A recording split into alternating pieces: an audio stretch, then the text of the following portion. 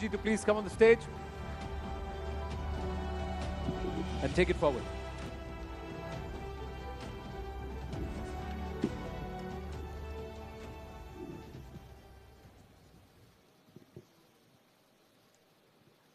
अमित शाह जी, आपका rising India summit में आने के लिए बहुत बहुत धन्यवाद। मैं कुछ समय लेके बताना चाहता हूं कि हम यहाँ पे क्या करना चाह रहे हैं, हम क्या करते आ रहे हैं। हम पिछले 4-5 साल से राइजिंग इंडिया समिट क्या करते आ रहे हैं। हम पिछले 4-5 साल से राइजिंग इंडिया समिट कर रहे हैं हर साल। इस साल की थीम थी राइजिंग इंडिया रियल हीरोज। हम उन लोगों पर स्पॉटलाइट डालना चाहते थे जो आम आदमी हैं देश के, जो एक्स्ट्रॉर्डनरी काम कर रहे हैं, ordinary people doing extraordinary work, जिनको कि आपकी सरकार ने भी पद्मा अवार्ड्स के थ्रू जो है उनको रिकग्निशन दिया है। प्रधानमंत्री जी के मन की बात में उन्होंने एक डायरेक्ट कॉन्वर्सेशन ऐसे लोगों के संग किया है। तो सबसे पहला सवाल राइजिंग इंडिया समिट पर मेरा ये होगा कि आप राइजिंग इंडिया को, पिछले 9 साल से आपकी सरकार है, आप कैसे देखते हैं इंडिया राइजिंग को, और इसमें रियल हीरोज का योगदान कैसे रहा है? देखिए, ये विगत 9 साल में भारत ने हर क्षेत्र में दुनिया के सामने अपने आप को सिद्ध किया है। चाहे खेल का क्षेत्र हो, चाहे अर्थतंत्र का सुधार करना हो, चाहे डेमोक्रेसी का रियल परकोरेशन करना हो, डेमोक्रेसी को स्ट्रेंथी करना हो, केंद्र और राज्य के संबंध बेहतर बनाकर इसको दुनिया के सामने रखना हो, अनुसंधान के क्षेत्र में भी हमने बहुत कुछ प्राप्त किया है, रक्षा और रक्षा की आत्मनिर्भरता, दोनों क्षेत्रों में शायद आजादी के बाद सबसे ज्यादा किसी एक दशक में काम हुआ है तो वो ये 10 साल के अंदर हुआ है। देश की आंतरिक सुरक्षा के क्षेत्र में भी कश्मीर, नॉर्थ ईस्ट और वामपंथी उग्रवाद, तीनों हॉटस्पॉट को करीब करीब एक प्रकार से इस पर संपूर्ण प्रभुत्व आज हमारी एजेंसियों का हमने प्रस्थापित कर पाए हैं। ढेर सारे क्षेत्रों में भारत ने बहुत अच्छा किया है और उसका 7 अर्थ में यश हर क्षेत्र में ग्राउंड पर परफॉर्म करने वाले सभी नागरिकों को जाता है। ये जरूर है कि ये तो पहले भी थे, परंतु व्यवस्था सुधरती है तब भी हौसले के साथ। जब रियल हीरोज आगे नहीं आते हैं तो ये परिणाम नहीं मिलता है।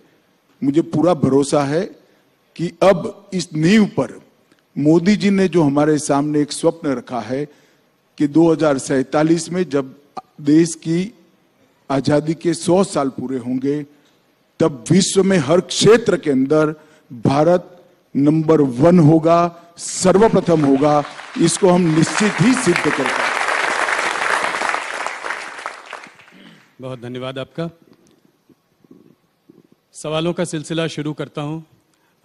आपसे फिर कुछ महीनों बाद मुलाकात हो रही है और एक दिलचस्प समय पे मुलाकात हो रही है।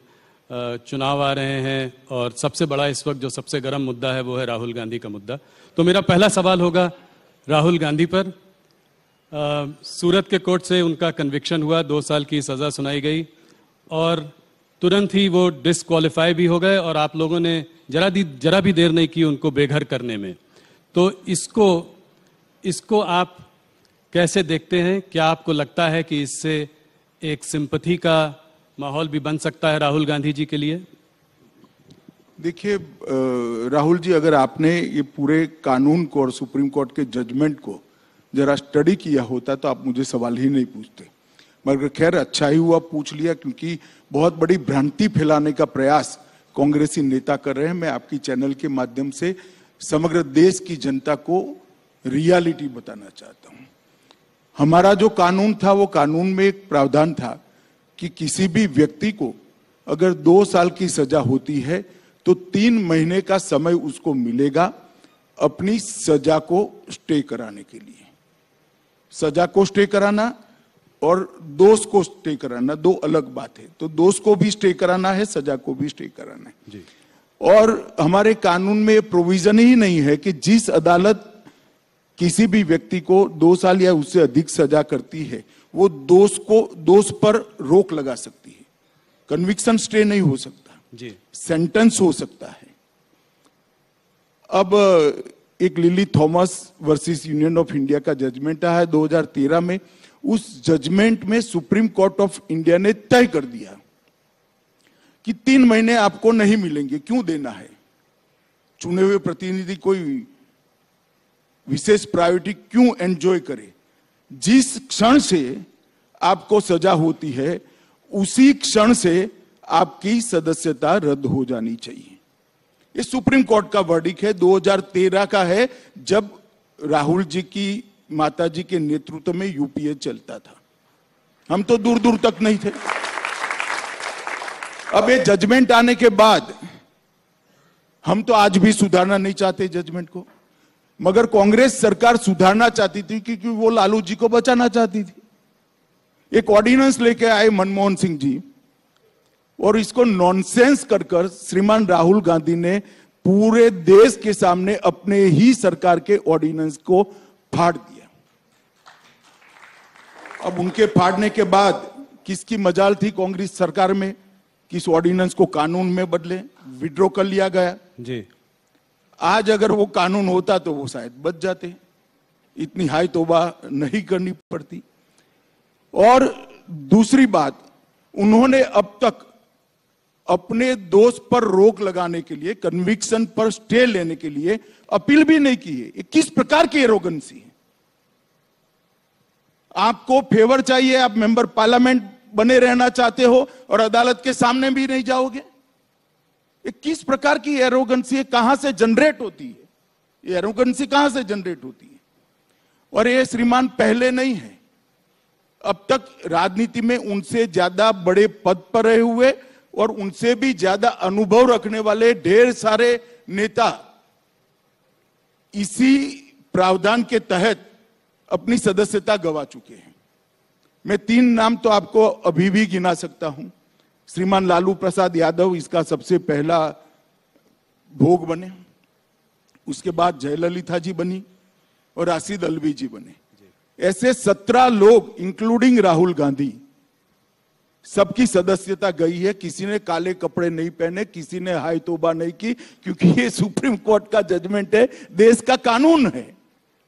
मगर अब इन पर आ गई तो कांग्रेस वाले कहते हैं गांधी फैमिली के लिए एक अलग कानून बनाना चाहिए।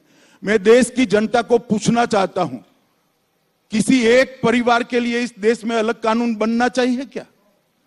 ये देश की जनता ने तय करना है। किस मेंटालिटी में जीते हैं लोग? और फिर कुछ भी होता है तो मोदी जी पर आरोप करना, लोकसभा स्पीकर पर आरोप मढ़े जा रहे हैं। अरे भाई, आप कानून पढ़ो। वो तो शायद नहीं पढ़ पाएंगे, मुझे मालूम है, समझ नहीं पाएंगे, परंतु कांग्रेस के बड़े बड़े वकील जो राज्यसभा में बैठे हैं और वकील होने के कारण ही बैठे हैं, वो लोग भी नहीं समझाते हैं कि भाई लोकसभा स्पीकर के हाथ में कुछ नहीं है। लोकसभा स्पीकर शायद 2 दिन के बाद भी कुछ करते हैं तो वो 2 दिन में एज अ मेंबर पार्लियामेंट आपने जो कुछ भी वक्तव्य दिया है वो लोकसभा को इरेज करना पड़ता, क्योंकि आपकी सदस्यता वो क्षण से जाती है जिस क्षण से आपको सजा होती। पर घर से भी तुरंत निकाल दिया। घर थोड़े दिन दे सकते थे, रुक सकते थे। तो इससे फायदा क्या होता, समझाइए। नहीं, सिंबॉलिक है, बैर की राजनीति बोल रहे हैं ये, इसलिए मैं सवाल पूछ। सिंबॉलिक तो ये है कि फॉर व्हाट स्पेशल फेवर? आप बता सकते हैं जब जर्नलिस्ट, क्यों स्पेशल फेवर करनी चाहिए? जब संज्ञान में आए उसके बाद तुरंत कदम उठाने का सुप्रीम कोर्ट का निर्देश है। ऑनलाइन जजमेंट भी पहुंच गया, जिन्होंने अर्जी की थी उन्होंने जजमेंट पहुंचा दिया। और लोकसभा स्पीकर सुप्रीम कोर्ट के आदेश की अवमानना क्यों करे? क्योंकि वो गांधी परिवार के हैं, इसलिए करें। और आप हमें सवाल पूछ रहे हैं, उनको क्यों सवाल नहीं पूछ रहे कि भाई आप कोर्ट में क्यों नहीं गए? बताइए, आपको पूछना चाहिए या नहीं पूछना चाहिए? जी, मुझे लगता है कि वो इस बात को और आगे ले जाना चाहते हैं, वापस जहां पे उन्होंने मोदी। वो जहां ले जाना चाहते हैं जी। मगर ये कानून की स्थिति है, इसमें कोई विंडिक्टिव वेंडेटा का पॉलिटिक्स है नहीं। बदले की राजनीति इसलिए नहीं है क्योंकि सुप्रीम कोर्ट ऑफ इंडिया का जजमेंट है और जब आपकी सरकार थी तब आया है। जी, अब राहुल गांधी ये कह रहे हैं कि कर्नाटका में भी जो पहली रैली वो करेंगे वो कोलर में करेंगे, जहां उन्होंने ये अपशब्द मोदी जी के लिए किए थे। तो इस बात को वो आगे बढ़ाना चाह रहे हैं। क्या ये चाहते हैं कि उनको इससे कोई सहानुभूति मिलेगी? क्या इसको ये मोदी बनाम राहुल का इलेक्शन बनाना चाह रहे हैं कर्नाटका में? देखिए, अगर वो वही जगह से भाषण करना चाहते हैं तो हम कैसे रोक सकते हैं? डेमोक्रेसी में हर कोई व्यक्ति, लोकतंत्र में जहां से कुछ भी बोलना चाहे बोल ही सकता है। इसमें मुझे कोई आपत्ति है। और मोदी बनाम राहुल करना चाहते हैं तो भी मुझे आपत्ति नहीं है। भाजपा के लिए जीतने की इससे बड़ी कोई फॉर्मूला ही नहीं हो सकती।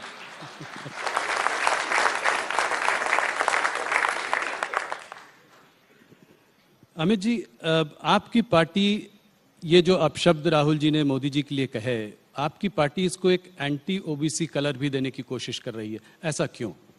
देखिए, उन्होंने मोदी जी को नहीं कहा है।